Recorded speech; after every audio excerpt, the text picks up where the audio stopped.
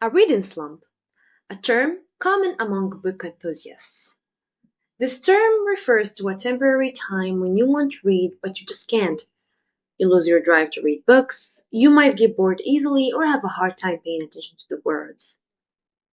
It is like having a mental block against reading.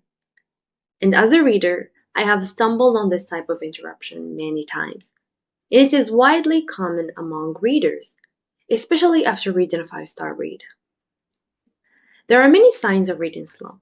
Among them is the loss of interest. You stare at your books, but nothing appeals to you. Then there is trouble focusing. Your mind wanders after just a few pages.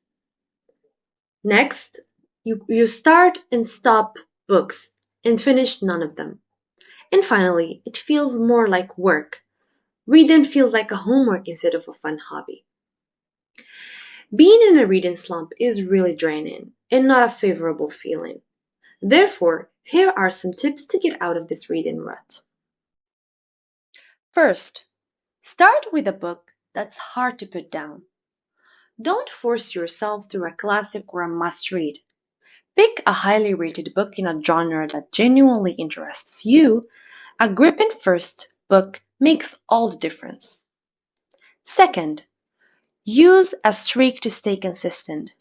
Whether it's a Snapchat streak with a friend, a reading streak on the Fable app, or checking in with a book club, having something you don't want to break makes it easier to read every day, even if it's just for 10 minutes. Third, pair reading with something you already love.